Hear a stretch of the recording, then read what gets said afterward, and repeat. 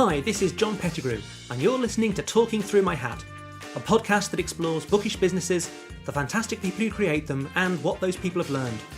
I'm a hat wearer, a recovering editor, and the creator of Future Proofs, enabling editors and authors to work better online. To find out more, visit wearefutureproofs.com or follow me on Twitter at John_Pettigrew.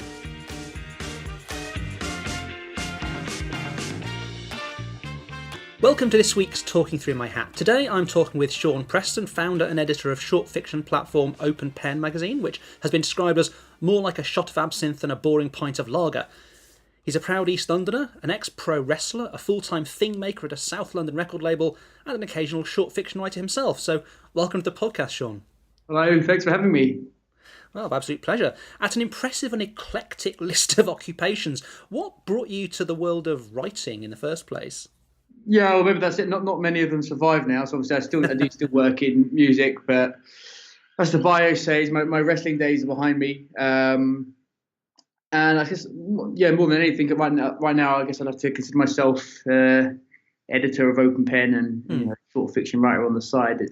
Open Pen definitely takes up the bulk of my time these days. Yeah.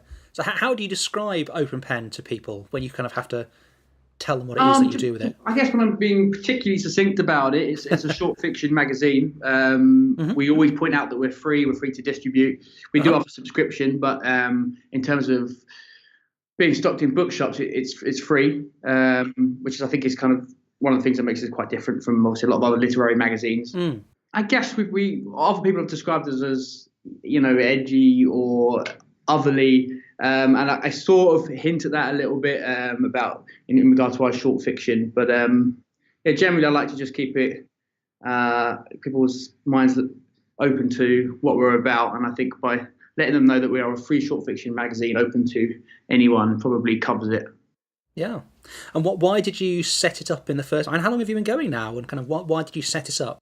Yeah, so I started looking at doing this in 2010. Okay. And then it took around 6 months or so to kind of get on board what we needed to do. First issue was April 2011. So it's been quite a while now. Yeah, we're on our 23rd issue. We used to be quarterly. We're more like 3 times a year at the moment. So yeah, it's been going for a while, and it's kind of the magazine side of stuff looks after itself, as you can imagine, after so many years now, sort of second nature to what I do day in, day out now. But what brought you to set up a magazine? I mean, you're not obviously from a publishing background, so what? No, exactly. No. So I guess being a short fiction writer, when in my early 20s to mid 20s, there are lots of platforms online to see your work published, or if a lot of people were blogging, kind of the early days of blogging, or at least when it was getting particularly popular. And I that stuff was fine, but I always thought there was maybe a bit of a shortage of print magazines that would publish the sort of stuff that I was interested in writing, and the sort of stuff that I was interested in reading as well. So obviously there's quite a few very good established literary magazines at the time. Some have since folded, but some are still going strong, and obviously more like sort of coffee table style magazines that feature predominantly established, well thought of writers as opposed to writers on their way up. Yeah. So I was keen to start something that was kind of small and felt a bit like a zine, but there was the kind of thing that you could pick up in bookshops or libraries and bars, a bit like some of the sort of music magazines are of the time anyway. So it was very much born out of a sort of frustration of not really feeling that there wasn't a print platform for what I wanted to do and what I wanted to write. So it really came out of a sort of frustration of being a short fiction writer at that time. And what was it that kind of brought you to print? Because it's almost an unfashionable or choice these days. It's all digital. There was obviously a deliberate choice to go that route. What was the attraction there? I think it's just because the way I got into books, and I think most people, I'm 35 now, but let's say, sort of mid-teens coming into adulthood, I just read books, and that's what I was into, and it was print books, and it was predominantly paperbacks. And I think that's true. It was true of quite a few people. So I think there's a kind of a natural inclination towards print if you're into fiction or literature. There's something that comes, I think, with, well, at least it feels this way as a writer anyway. I think that there's a certain validation that comes with seeing your work published in print as opposed to online. Online has the feeling of a sort of infinite space, that it's kind of everyone's and it's for anyone to share. Yeah, and that's great. And there's obviously there's so much opportunity there, and opportunity that wasn't there before for writers as well. But I think there is something about a print magazine or a print journal, that if you see your work in it, there is a sort of, you feel like you've maybe made it through a certain filter, and it's an arbitrary one. It often is. There is something there to say, okay, yeah, you've made it to a level of some. Somebody at least has chosen your stuff to be put in this thing. It's almost that, as you say, the digital space is infinite. By its nature, print is not. So you have to be selective. You have to choose what goes in the space you have available. Yeah, no, that's right. And that's where I guess the editor's choice, the editor's voice, kind of comes in there. I mean, is that how you see your role in the thing? Yeah, and it's like I don't think I really realized or understood when I started the magazine, but certainly over the 7, 8 years we've been doing it now, it's something that I get back from writers quite often. It's this, when they first break through and have that sort of that print publishing credit, it means something to them, and there's a kind of, as I said, there's a validation there and almost a vindication of what they've been doing. It encourages them to keep on going with it, and that, we've seen so many writers over the last few years that we published for the first time gone on to do other things, which is, kind of, it would be a lie to say that that's why I started it up, but it's looking back now, it's like, oh, okay, yeah, this works as a publishing tool. Yeah, excellent. One of the things about the way you do it that's a bit different is kind of hinted at in the name, and you talk about in the description as being open literature. What does that mean to you in the way that you run Open? So when I'm, let's say I was in my mid-20s, starting the print magazine, it felt like, and this is probably true of lots of young people, that print publishing and book publishing and most of the arts is kind of closed off to a lot of society, or closed off to young people, or closed off to people just trying to make it through who don't have any contacts. Yeah. So I wanted to let potential readers know that this was very much something for everyone. So the idea that it was open literature, this wasn't closed off in any way, that this was, and obviously the clue is also in the name Open Pen, that we were really looking for fiction from anyone, from anywhere. I think because sometimes what happens if you pick up a print magazine, there's something sort of instantly intimidating about it if you're not really come from that world. Yeah. I think we were very keen to say, hey, this is something that's a little bit different from that. We're departing from the old, and we want to hear new voices with things that are different things to say for themselves. So that's what I hope people still get that from open literature. We don't use the term as much as we used to, but it's still definitely a big part of what we do. And does that change how you go about running the magazine? I mean, I guess it may be a bit difficult to tell because it's your magazine, but Yeah, I mean, I guess so. Even in terms of submissions and that sort of thing, we've always tried to keep things so that we have like a blind submission policy, for example, in which we read the stories free of knowing who the people are, because obviously after a certain amount of time you get to know who the writers are on the scene and that sort of thing. And we're not alone in that. Obviously, there's lots of print publications that do that. But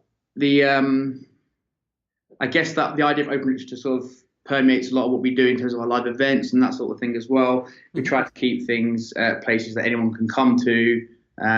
We invite people along to our events from further afield outside of just the sort of small indie publishing world.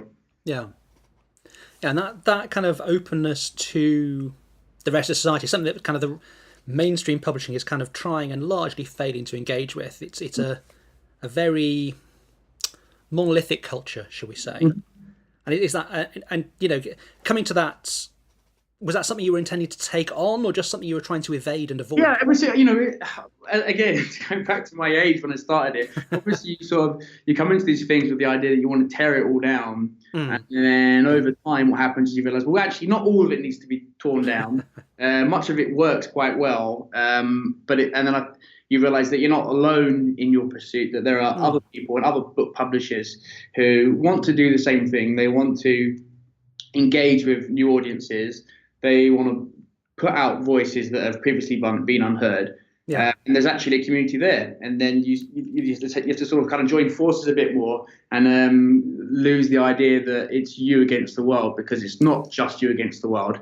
There's sort of several of you against something that's established, but it doesn't need to be, as I say, torn down, just tweaked to be more inclusive or whatever it is that you're trying to achieve. Yeah. Interesting that you mentioned there that you started to do events. I mean, when you set out to do a magazine, that kind of encapsulates quite neatly for itself what it is. Yeah. But have you found that it's kind of gone the way you expected, or have you found yourself kind of going off in odd directions you never anticipated? I mean, it's completely a movable feast in that way that I didn't. I really did just want to put out a print magazine 4 times a year. I didn't, and in my naivety, I wanted to be completely free of the online world. I didn't want to have a social media account for it. I didn't want to have a website. And you soon realize that actually, in terms of your promo of your magazine and getting out there, it's just not going to happen without those things. So obviously that was the first way in which we changed. And now we're so involved in our social media, and our website is a massive part of what we do. It allows us to put out more writers than just the print magazine, for instance. Yeah. But then in regard to events, I think that really came about because we were looking to provide a platform for these emerging writers, for lack of a better term for them. I think probably new writers makes more sense, right? It's more accurate. Yeah. And obviously, for a lot of them, it's the first time they'd been published, so they were new to what that meant. And if we were going to try and get them to the next platform, which is book deals or whatever else, they maybe need to have experience in all the things that come along with that. And I think one of those things is performing and reading live. So events then became something that felt like quite a natural fit for us. That each issue, we'd go into one of our stockists, obviously predominantly independent bookshops, and have a couple of the writers from each issue read from their story. And obviously there were small events, 30 minutes, 45 minutes, an hour, the usual bookshop deal, bit of wine, pub afterwards, and it was fine. And they were events in the sort of loosest sense of the word. But then as we've gone on, they've become a much bigger part of what we do. That we have a summer party now, and that's an event that feels quite separate from the magazine. That we have writers there who have been published in the magazine, but we also invite writers from further afield, more established. We find that mix of new writers and more established writers works really well. For one, drawing a crowd. It gives a nice. I think it's to go back to the open literature thing. It does feel like it is more of an open community, and something that would. There's more deserving of the title open literature if we've got a good range of writers there. Yeah, trying to foster that community of authors, create connections and stuff, because that can be the hardest thing. It's all very well saying, "Oh well, I'm an emerging writer who's been published. I still don't know any of the people in the establishment." Exactly. Making those connections is. So if we isolate ourselves, what we're actually doing is isolating those writers coming up. Yeah. And that's no good for them. So, we have to sort of swallow our pride on that one a little bit and realize that actually this is so much more advantageous for everyone if we're working with publishing a bit more and kind of trying to create that connection between, as you say, the emerging writers and everyone above. Yeah. So one obvious question from all this is you have a print magazine that you give away, and that's the case. Okay, you've been giving away a print magazine for 8 years. Yeah. That must cost quite a lot of money. Yeah. How do you actually make it self-sustaining? So at first it wasn't. It was kind of realised that we'd have to spend a bit of money at first. We had some very kind people donate on those first couple of issues, and then after that we realised that 90% of the job was chasing advertising to make it work, because we really we were we were adamant that we were not going to move to a paid model. We wanted it to be free in bookshops. I think, that's actually worked out quite well for us over the 8-9 years. But yes, certainly those first 5-6 issues were a struggle to work financially. So it's advertising supported at the moment, local adverts kind of thing, because it's a sort of, but more than anything, so that's what we, I guess that's what we chased initially, and then we realised actually what we are is we're a literary magazine with a captive audience of mainly writers. It wasn't what we initially thought that our market would be. We thought it would just be a reading public and that's separate. But actually, what happens with these sort of magazines is that obviously writers are very interested in what's going on, right? And they, I tend to get the feeling these days that there's just as many writers as there are readers, in fact. So a lot of our adverts now are writing competitions or books that are coming out. They're totally relevant to our readership, which actually, as a literary magazine, makes way more sense for us. Because we know that we're putting adverts in there that people are actually interested about, or have the potential to be interested about. Yeah, that makes sense. So are you a paying market for authors? Is that something you can do, or you're trying to do? Not for the print magazine. Right. Because it is not for profit. So whatever we make in advertising for that issue is what we put into print. So our print levels vary, and that makes things very interesting in terms of deadlines, because obviously we need to be able to secure enough advertisers to go to print in the first place. So sometimes we do delay issues by a month just because we still haven't got anyone we need to make. But this is the model. We've got to stick to it. We can't start getting behind, and because the minute I think you start putting too much of our own money into it again, it becomes it becomes less functional in its purpose, I think, and that you end up just being a sort of vanity publisher. And it's kind of something that we've often been close to doing, but we've definitely tried not to do. In terms of our books that we started putting out, which was just last year, obviously, we are paying in terms of that, because we sell those books. So that's an alternate revenue stream for kind of the organisation. Exactly, and that sort of that goes in hand with the idea of being a sort of initial platform for writers as well. That if they're published in the magazine, then they can pitch for one of our novelette books. And then, obviously, that again, you'd imagine is another step up. It's another level between having your work published in print and then moving on up and securing bigger deals. So you said those books, so those something you just started doing in the last year or so, you said? Yes. Where did that idea come from? Well, we did an anthology of the magazine in 2016, and that gave me cause to visit lots of bookshops again, which I hadn't really done since the start of Open Pen, because we did quite a few launches.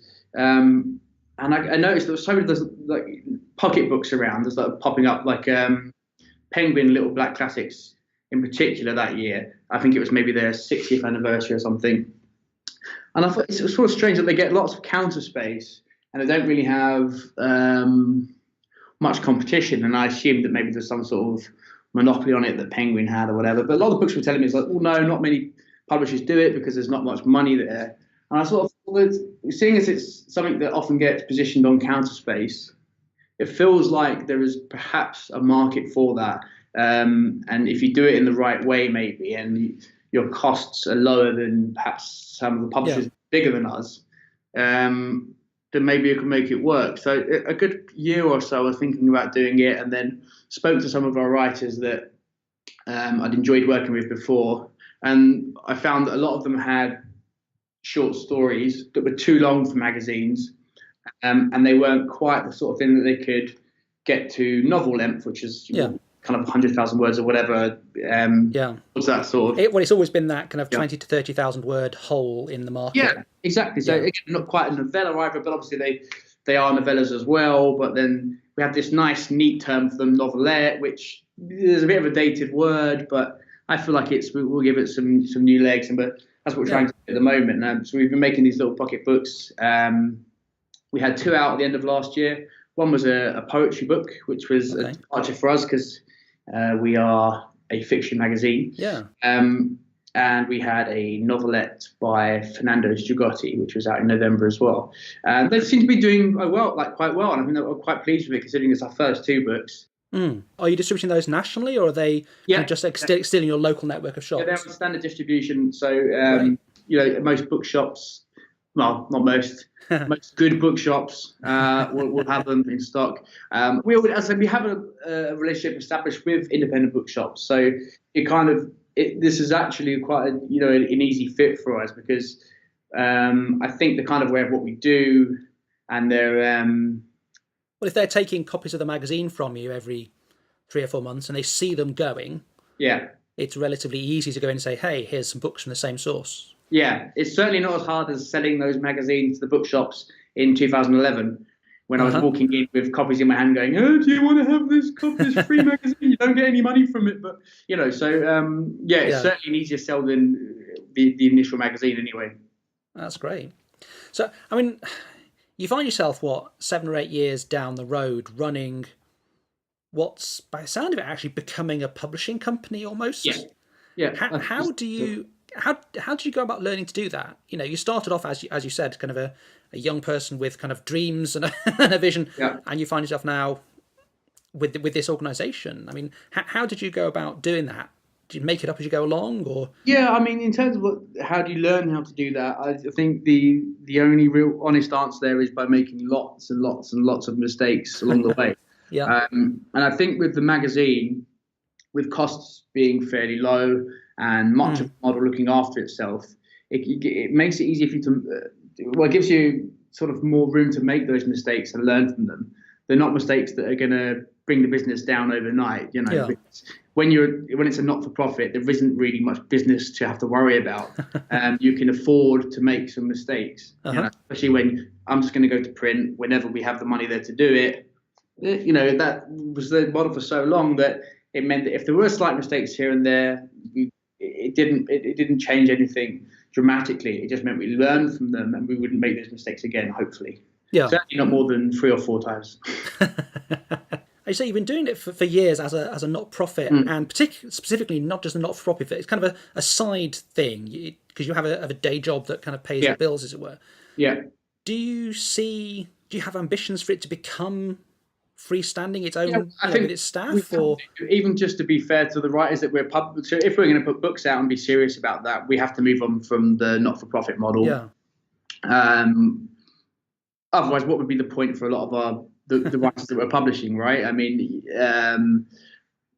we have to hope that there's some growth there over the next few years. It means we're able to do more with our books. We can market them more. We can work with more established writers alongside the new writers, much in the way that we've been doing with events. Well, it's one of those things, isn't it, that you've got the not-for-profit ideals. Are kind of what, I guess, it's your personality, isn't it, as a business, as an organisation, and it's how to square that with growth and generating sales and stuff. And it's not impossible to do that. There are some pretty big not-for-profits out there. But it's trying to square that circle in a sense, isn't it, and learn how to do that. Absolutely. I think it's a strange one for us, because with the not-for-profit side of the magazine, it's always what that's really meant for us is that we can't.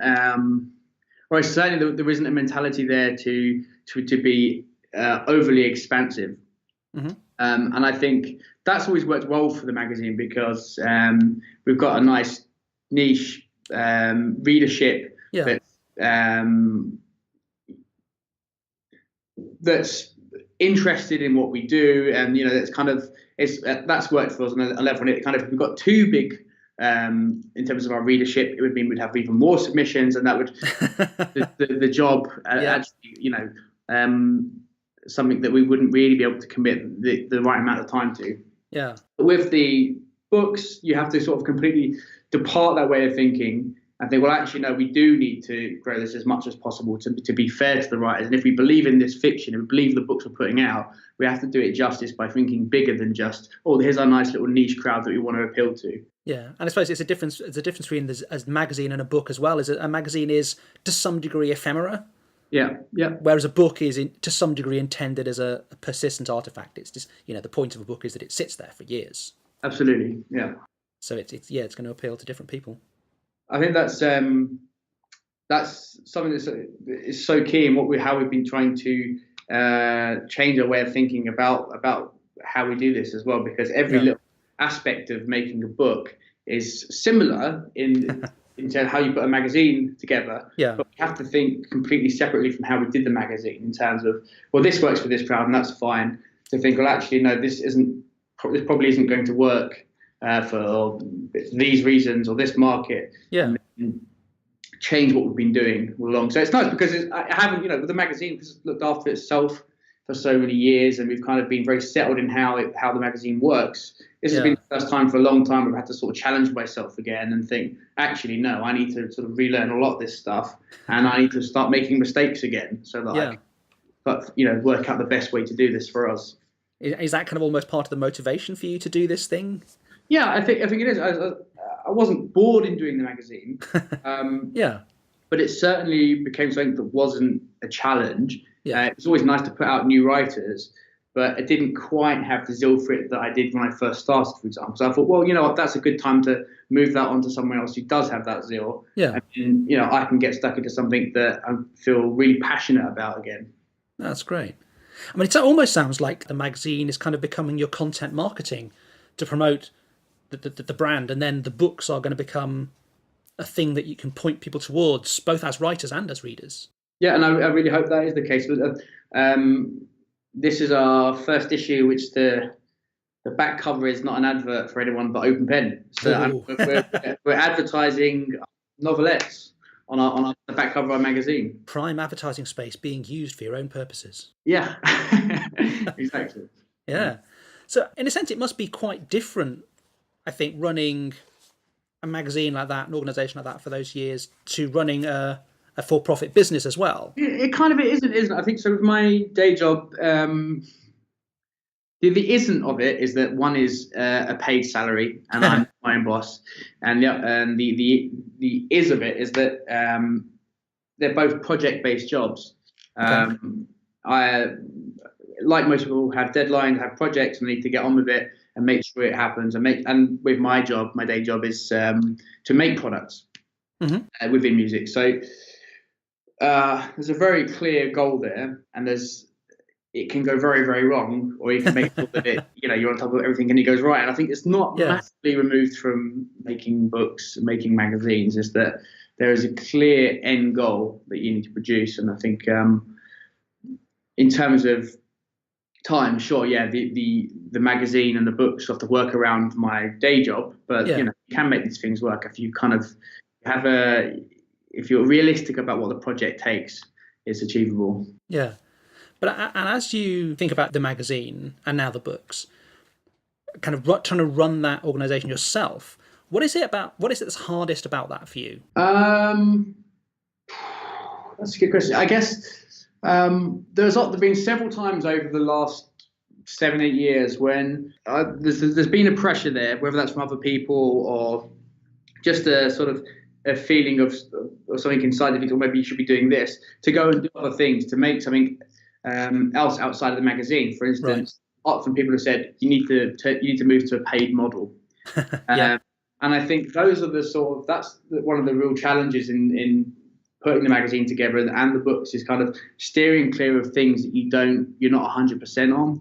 It's very easy because if you haven't done anything different in 2 years, to think, how do we change this? How do we mix this up? When actually you often don't need to do that. I think the only time to really change things is when you completely believe in what you're doing and why you're doing it. It's why it's taking us 8 years to think, you know what, we're going to make little books. Because when I had the idea to do it, and I spoke to independent bookshops, and I spoke to other publishers, and I spoke to distributors, everything I was getting back made me think this is still the right thing to do. Okay. Of course, it's always going to be a risk because I'm just going on, my own gut instinct of it all, right? And obviously,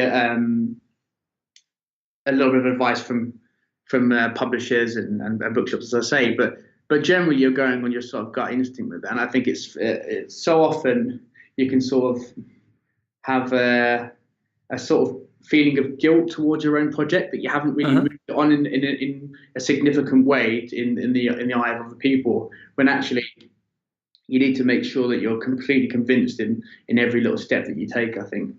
Yeah, cool.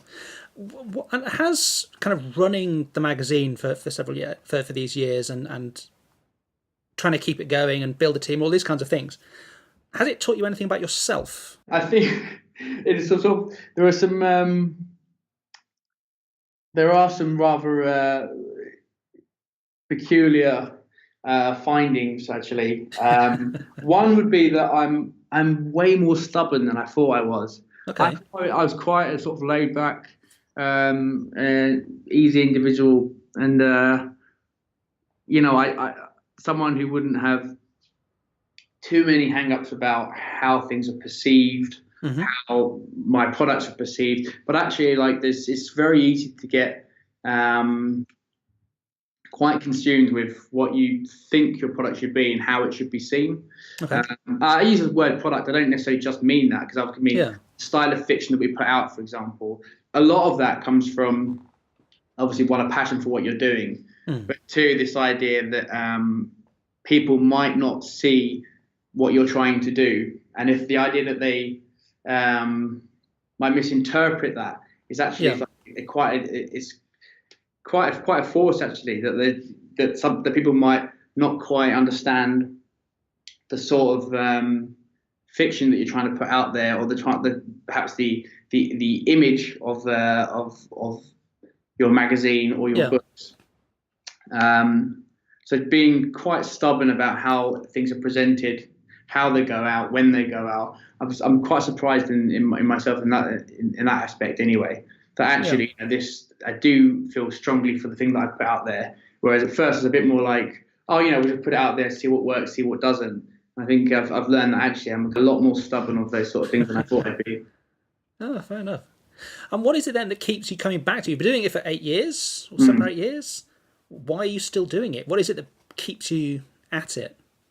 Well, it's just there are times when, as I said, when you run the magazine and it feels a bit like, when you've done 23 issues, that there is an amount of, the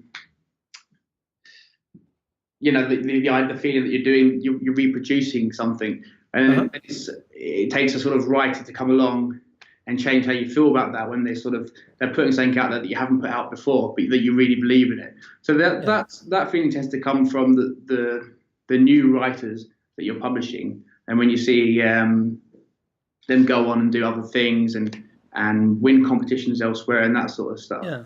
It kind of makes you think, actually, we are doing the right thing. We don't need to change that basic model of what we do with the magazine.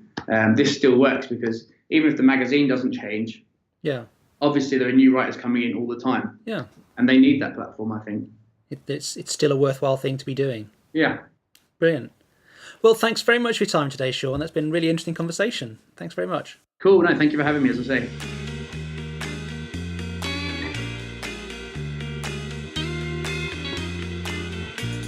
This was Talking Through My Hat, a podcast by John Pettigrew, founder of We Are Futureproofs.